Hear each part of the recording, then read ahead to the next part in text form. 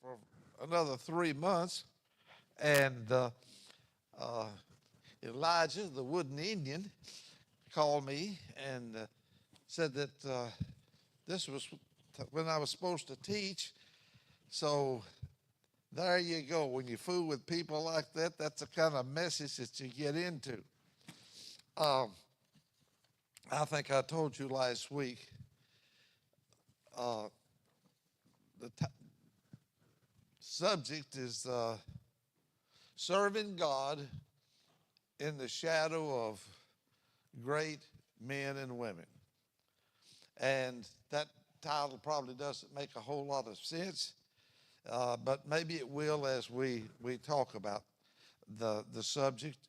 And I've been plowing back through some of the old things that I have.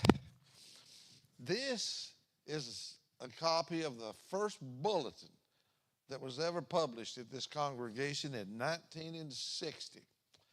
That's been 65 years ago. And Brother Arkley Billingsley was preaching here then. We had 3 elders and 4 deacons. And a couple of those people I'm going to talk about later on.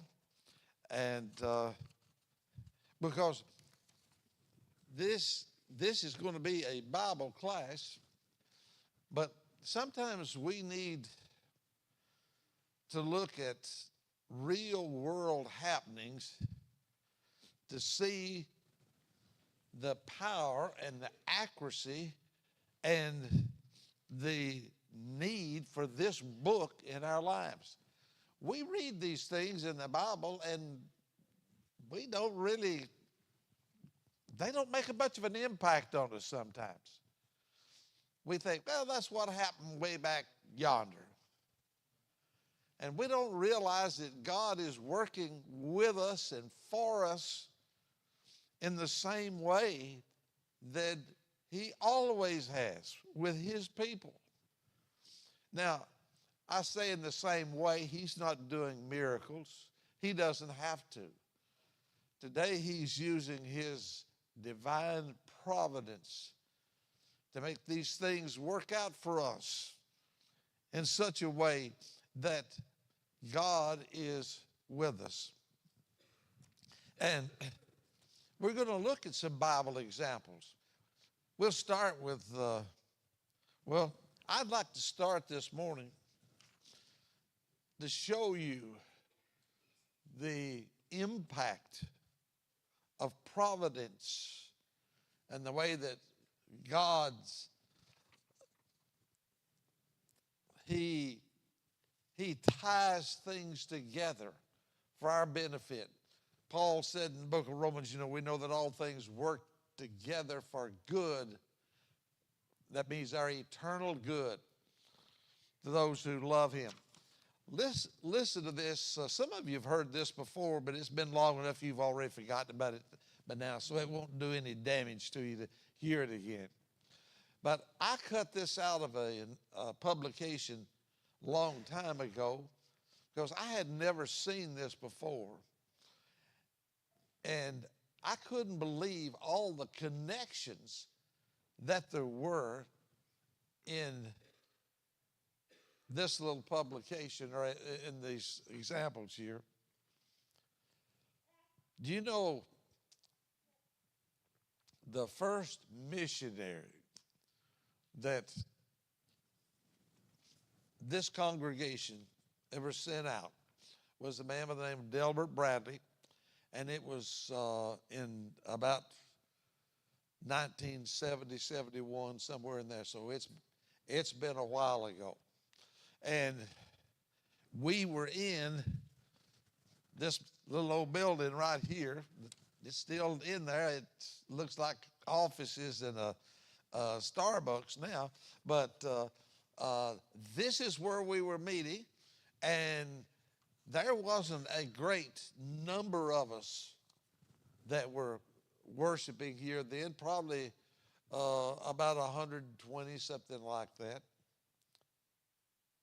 And we'd helped missionaries before, giving them, $20 a month or something like that. But this time we decided that we were going to send a man to the field, and we were going to support him, and then we were going to raise the other support that we needed. And so in about, I guess it's 1970, I met Delbert and Carol Ann Bradley. He was going to school in Lubbock, Texas. They came up here. First, we sent them to Guyana, South America, and they had a kind of some of the same things they're having in that part of the world now. They changed the government.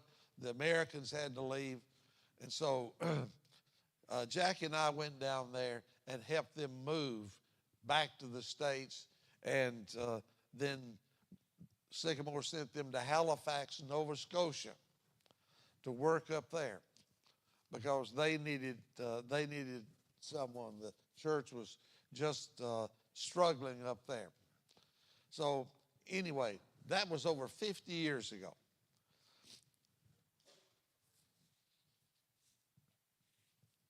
Last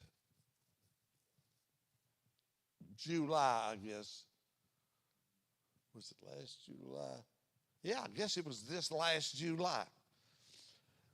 Me and Charlie and Randy Thompson and Gary Fox all went to Lubbock, Texas to visit Sunset School of Preaching. We wanted to see their AIM program. And we've got 5 AIM graduates. These are young ladies and 1 young man. There's 5 of them, 4 young ladies and 1 young man. These are young people that will have spent 18 months in intensive Bible study just learning how to do evangelistic work and teach other people and everything involved with evangelism. So we went down to see that program, and they asked me to speak in chapel. And just before I got ready to speak, they came over, and there was a young lady there, and they said, she will be signing for you this morning. And they told me what her name was, and they said she is the daughter, and they called her daddy's name, and they said, he was the first person that Delbert Bradley, who graduated from Sunset, baptized when he went to Halifax, Nova Scotia. And I thought, man, and I recognized the name, and I could tell you now if I could remember it, but I cannot. I've been trying all weekend to remember that guy's name because it's an unusual name. But I'm telling you, it was like a bucket of cold water just hit you in the face. I got because it automatically went through my mind. He was baptized by Delbert Bradley, and we sent Delbert Bradley to Nova Scotia. Had it not been for Sycamore here, he wouldn't have gone to Nova Scotia. He would have gone someplace else. He met this man, taught him, baptized him.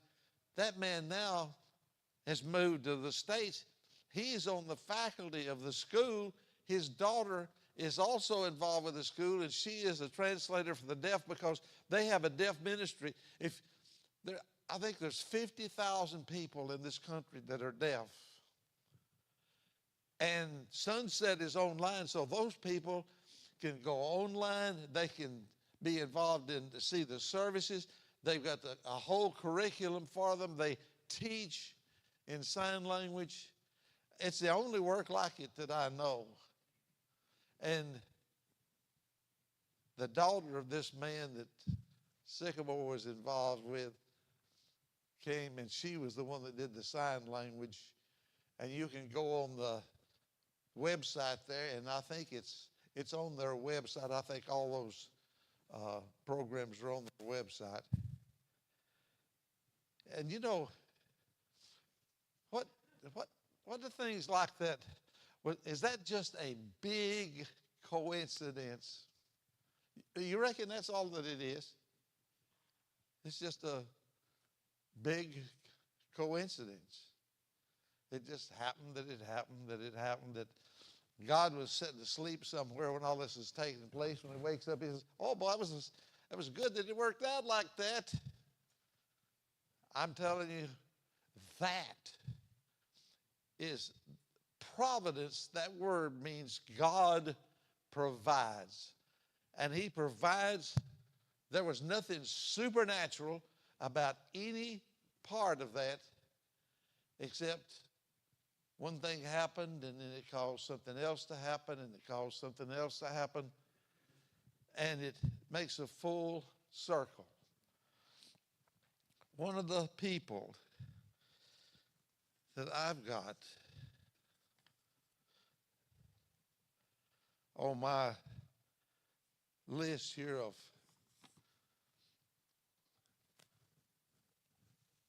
serving God in the shadow of great men and women. You think, are there going to be any women that have any influence on anything? I'm going to tell you something. There's a lot of great godly women that have had influence on more things than you and I can even count. Before I share that with you, let me read this. Frederick August Wagoner knocked on the door of Belly, an elder in the church, after seeing his room for let sign. Upon viewing Belly's library, Wagner asked, can I borrow one of your books to hone my skills in English? Belly handed him McGarvey's book on Acts, to which Wagner replied, do people really believe this? Not long afterwards, Brother Thompson came to town and held a meeting, and Frederick Wagner was baptized. Years later, Wagner published the German Bible Herald, a paper on the Bible written in the German language. In his later years, he moved to Detroit, Michigan, and placed membership at the Plum Street Church of Christ. While there, he met a young 21-year-old Japanese man by the name of Atashika Fujimura. That's a tough name. Okay, then 1894, Fujimura was baptized into Christ and sent a letter back to his family sharing his conversion. Here's what his family's response was. We are Buddhist. You are not welcome back. Fujimura said to Wagner, we must go to Japan and preach the gospel. Not long afterwards, Fujimura hopped on the steamer bound for Yokohama. He eventually led his mother to Christ and several others of his family. Later, Fujimura went deeper into Japan as far as the train would go, and then 7 more miles by rickshaw. In 1901, Wagner died. 1905, Fujimura wrote a letter about Wagner's sacrificing life, later published in the Gospel Advocate. Now, just here's a note. I want you to see how little things can change and have an impact on other people's lives. A 14-year-old girl read Fujimura's letter and responded by saying, I am going to give my life to Christ and work in Japan. In 1915, on Christmas Day, a 23-year-old Sarah Shepherd Andrews left Tennessee and set sail for Japan to spread the gospel of Christ, not yet knowing that the days ahead would bring bombings, house arrest, persecution, near starvation, loneliness, and illness. She helped establish 4 congregations and gave almost 46 years of her life to the work for Christ in Japan. She traveled to Buddhist towns where she would teach them the gospel of Christ and then write to Fujimori, and he would come and baptize her students. 1941, Pearl Harbor. After Pearl Harbor, Sarah's helpers, the McCalebs, were offered jobs at Pepperdine. Sarah was also invited to leave Japan, but refused. During the war, George Pepperdine, the fellow that started Pepperdine College, sent her money, and it got through to her. 1945, at the end of the war, 3 soldiers went to Japan looking for a little Anglo woman and found her. She was down to 75 pounds and surviving on grasshoppers. Are you Sarah Andrews? Yes. We're from the Church of Christ in Tyler, Texas, where your sister was our Sunday Bible class teacher. We've known about you all of our lives, and you are our hero. What do you need? We've come to bring you food, blankets, a flashlight, anything you need. Do you want to go home? She responded, no. I've been imprisoned here, but this is where God can use me. She lived 15 more years for the cause of Christ in Japan. It's a small world, isn't it, brethren? A small world. There's a lady that used to worship here before she passed on to glory. She still has a bunch of folks that are here. Her name is Mabel Massell. And I had the privilege of holding her funeral. And I had never thought about it until I did, but we were connected before I ever even knew who she was. My daddy died when I was only 19 years old. I'd just started the second year at Tech out here, and he was over at the courthouse looking at some deeds and everything for a land purchase, had a cerebral hemorrhage, collapsed, and they took him to Nashville, but he never knew anything. That it was critical, and he never knew anything after that.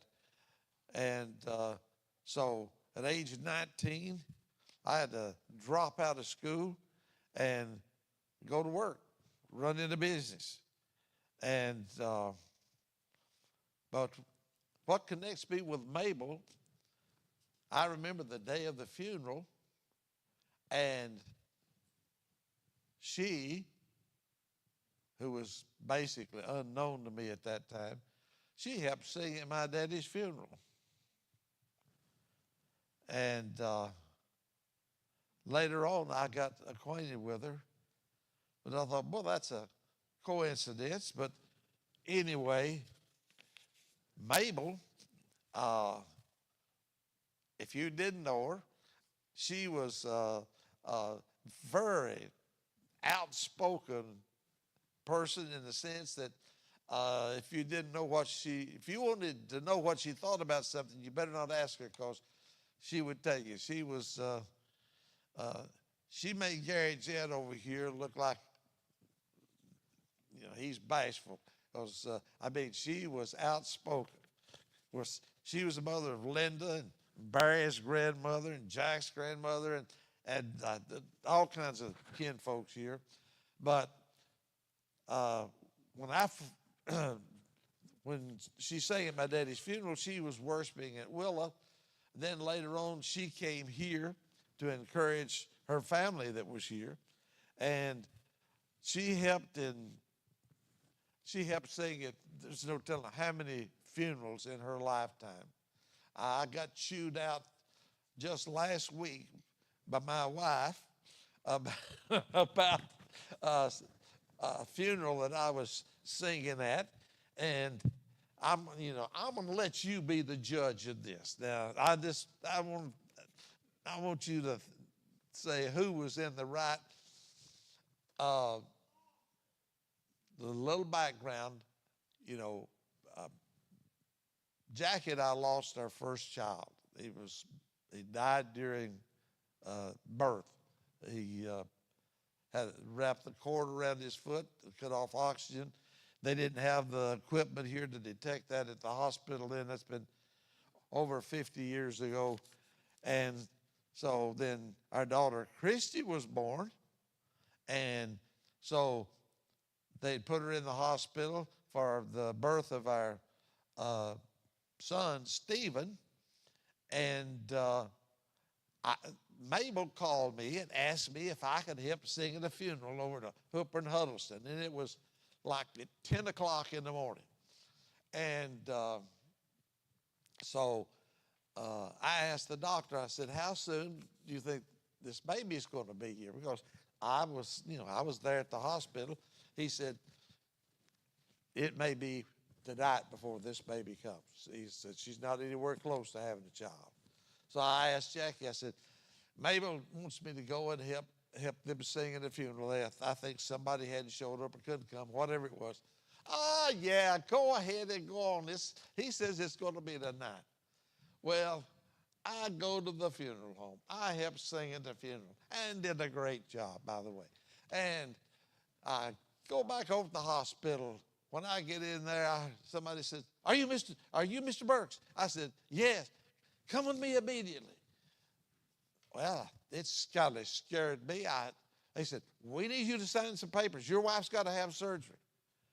I said, what are you talking about?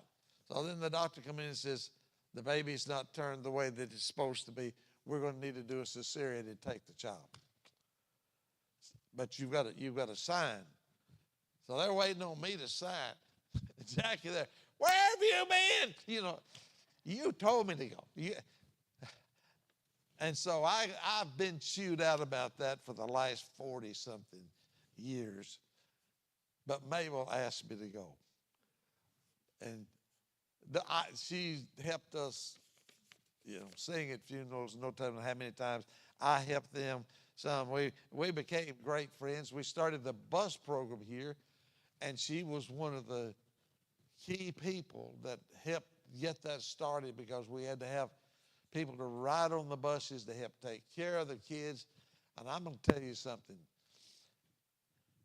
I don't know how bad kids are now, but they were just like you had 3 cages full of monkeys and you just turned them loose on the bus. And I mean, they were everywhere. They were climbing across the seats. And ask Gary Jedd over here. He had his bunch he always gets the good stuff. So he probably didn't have the ones like that. But we had to have adults on there to sit on top of them and make them behave to get them here to the building.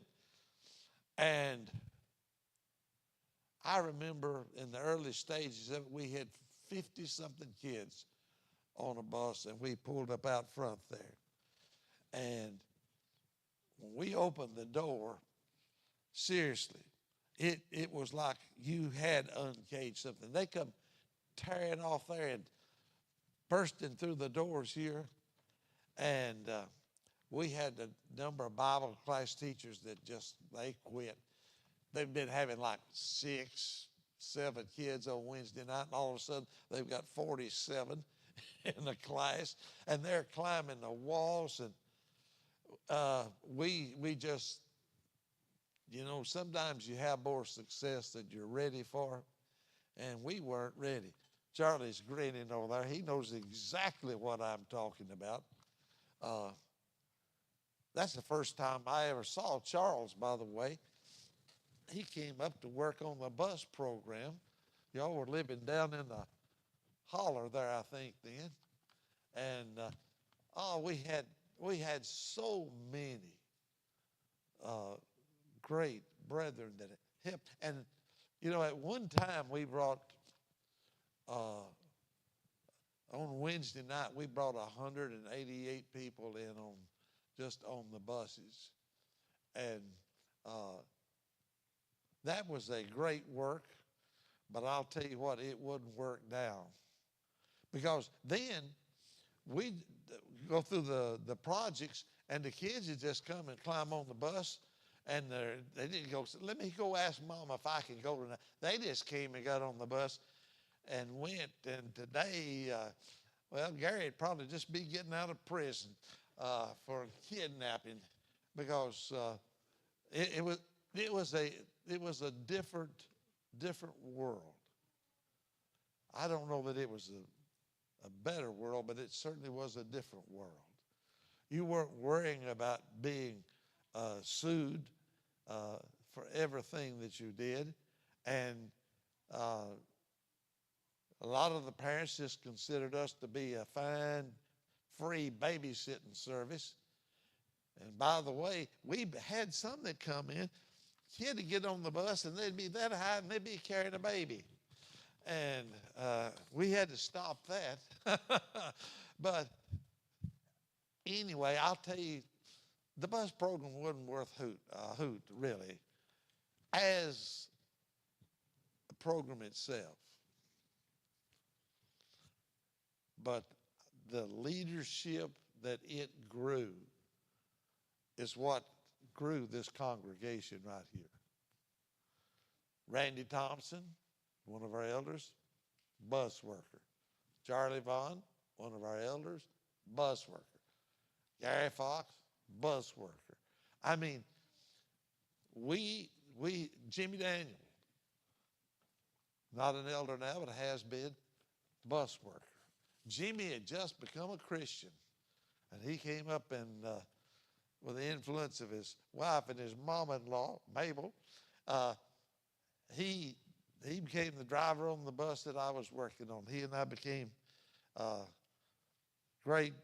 Well, we'd been friends. We'd known each other in grammar school, but Jimmy's just one of the best people that I ever worked with. He just did a tremendous job with the kids and with everything. And we had all that leadership that was here that matured doing that, because I'll tell you, brethren, we had all kinds of problems. Mabel was one of the first women that got involved with it to help us take care of those kids. And that's when we started the big class. The big class may be the best thing that came out of the bus program, because we didn't have any place to corral them, and so that we could manage them. And we created that class, and with the skits and the puppet shows and all the activities and everything that kind of kept them occupied, and it just turned out great. And in the meantime, our young people here, if you grew up here in the big class, you'll know all the books of the Bible. Guy that works for me goes down to Silver Point. Asked me one day, said, how many people at Sycamore do you reckon that could say the books of the Bible? And I said, is this a trick question? He said, no. He said, we've got a group of adults down at Silver Point. We're trying to learn the books of the Bible. I said, well, how many people have you got down there that can say them now? He said, there's just a couple, just a handful. He said, how many of you reckon up at Sycamore can say the books of the Bible? I said, I don't know, 100, 150. He said, no, I mean, seriously. How many do you think can say the books of the Bible? I said, 100 or 150. He thought I was being insulted. I said, no, we got 4-year-olds up there that can say the books of the Bible. And then he looked at me like, I'm serious here, and you're being, yeah, we've got 4-year-olds here that can say the books of the Bible. They learned it in the big class. 4, 5, 6, 7. They learned it and they heard it over and over and over again. If it wouldn't embarrass Gordon back there, I'd get him to stand up and say the books of the Bible for you. It might take him a time or two just to rub the rust off.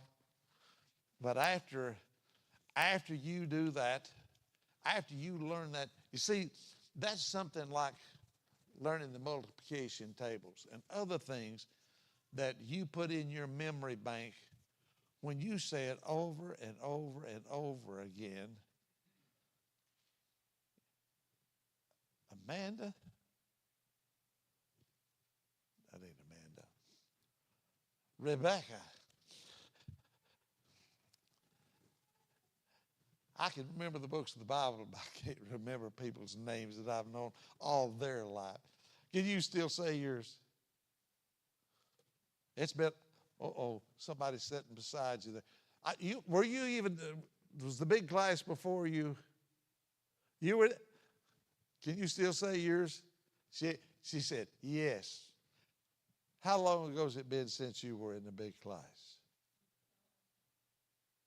It's been a while.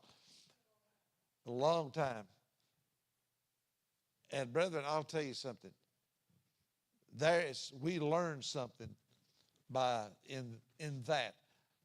You see, with everything that we do for the Lord, there's a byproduct.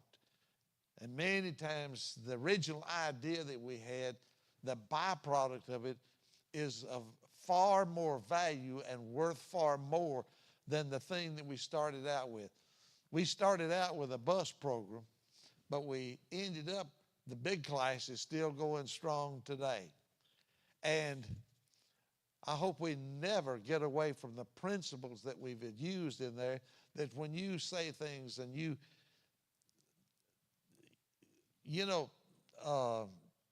I know the education system now frowns on rote memory of things. But there's some things that's really the only way that you can learn them. You just have to kind of imprint them on your brain. I think the multiplication tables are an example of that. Is that still the way they teach multiplication tables in school? Do you 1 times 1? Do you still do it like that? Do what? They still. Well, good. There's one thing the Department of Education hadn't destroyed so far. They're probably working on it, though.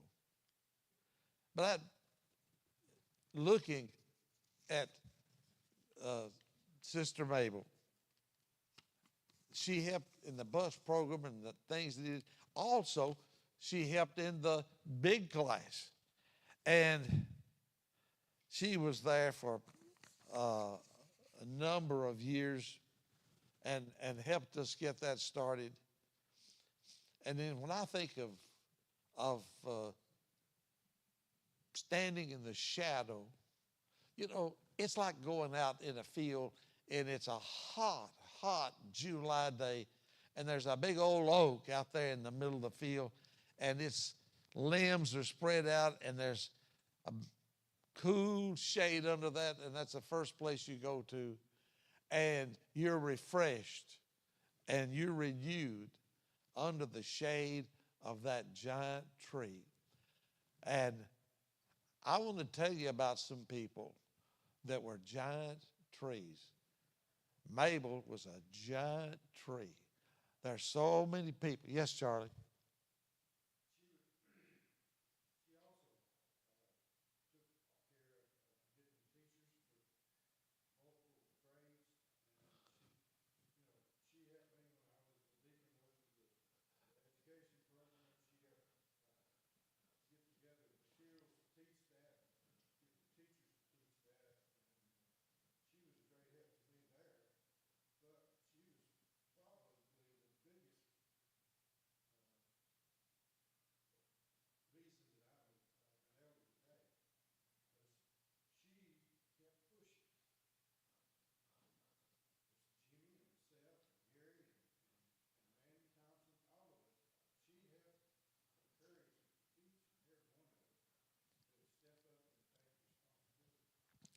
Well, a fantastic person.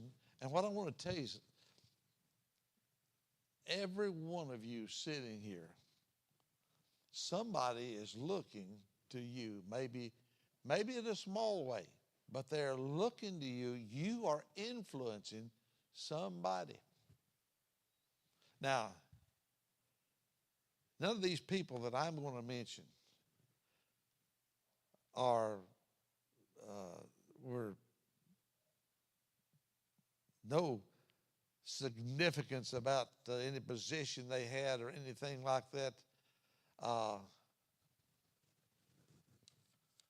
I don't have time for that one, but I want to let you know that you are an important somebody, not only to your family, but somebody else is looking to you, and they are learning something from you. They're being encouraged by you. They're being taught by you. And you may never know it. I don't think that I ever told Sister Mabel, don't think I ever told her how much she meant in my life. Maybe I didn't realize it till she was already gone. But I think I did. I think I was just too lazy to go and say, Mabel, I just want to tell you how much you've done for me and how much you've influenced my life. I hope she knows it. But I didn't tell her. You know, we are people that we're not big on bragging on other people, are we? Really. We like to be bragged on, but it's too much trouble to have to go and tell somebody something they ought to know already. Isn't that what we say? But they know that already. To tell people that you appreciate the part that they have played in your life. Every time I read this and you see all the connections that are in this and how they're all tied together, but yet they're all separated and not connected, and look at all the good that was done, all the people that will be in heaven because this man, when his boarder asked him if he could borrow a book, and he gave him J.W. McGarvey's book on Acts, the story of the conversions in the New Testament. That's what he learned to read on.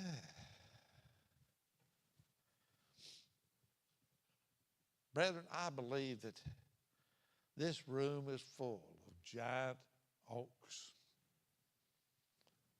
I think there is influence that's being wielded by people sitting right here. I'd brag on old Gary Jett over here if it didn't go to his head. He'd get the big head and we couldn't. He's not even paying any attention to me here. But I think of all the good things that Gary has been involved in. Bus driver, Bible teacher, benevolent helper, and all the good at June here. And your sidekick sitting there. I tell you, this congregation is blessed beyond measure. Some of the best people that inhabit this planet are people sitting in this building this morning. People, if you have a need, they'll be there. People that you can depend on. People that will pray for you. People that will write you a card. People will come and see you. People will give you what you need as far as they can. And I don't know whether we're as thankful as we ought to be able to worship, not in a fine facility like this. This is handy and convenient, but the thing that makes this congregation wonderful is the fine, godly people that worship here. And I know we've got a few clunkers. We are clunkers ourselves sometimes. We're not as friendly as we ought to be. We're thoughtless sometimes. We just mess up. But that's because we're just people. We're not 100% all the time. But when I was looking back through all the stuff that I've collected down through the years, reading some of the things that I had saved, I saved them for some reason. Ronnie Brown sitting back there. I got to pick on him a little bit.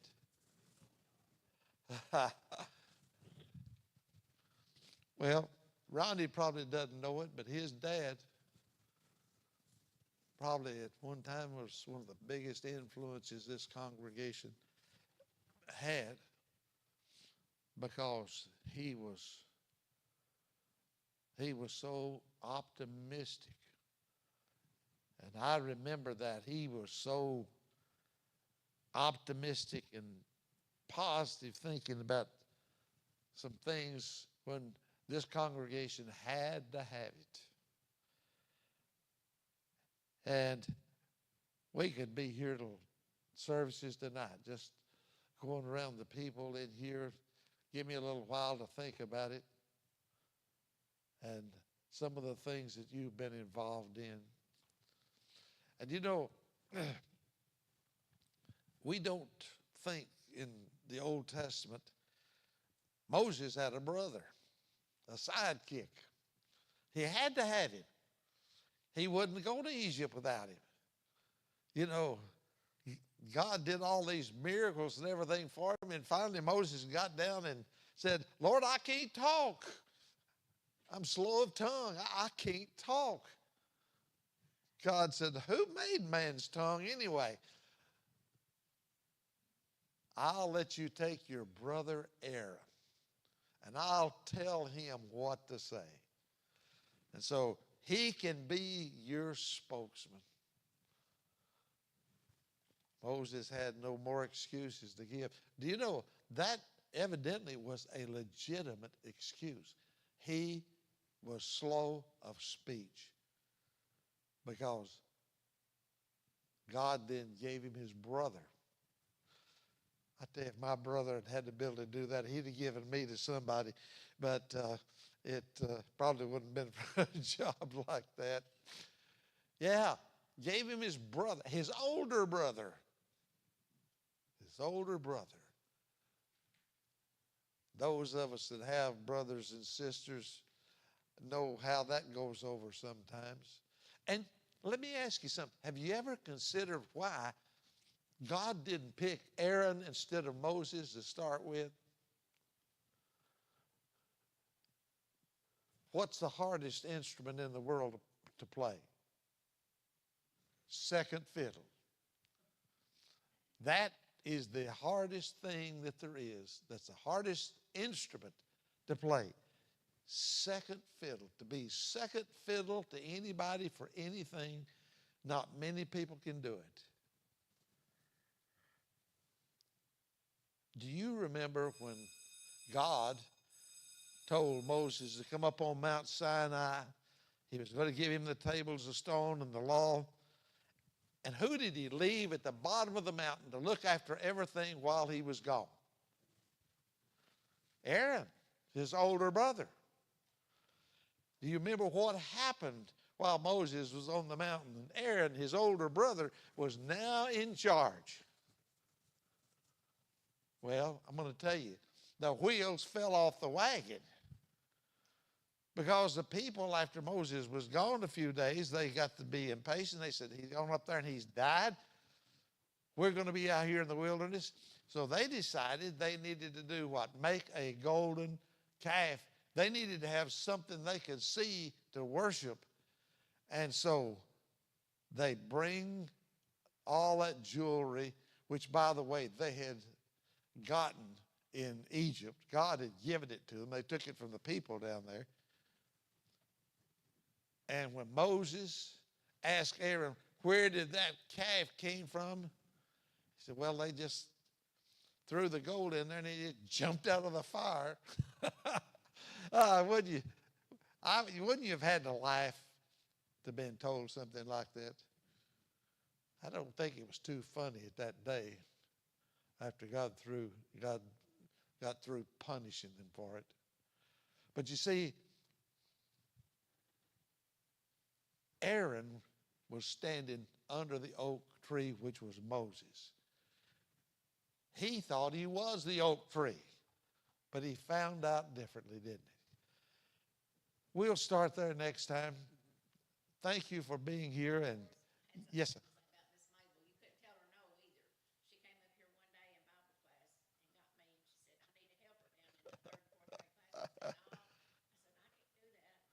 Yes, you can.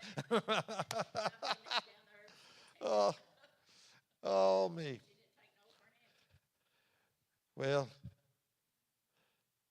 a wonderful, wonderful person. A mighty oak tree. Let's bow our heads and be dismissed.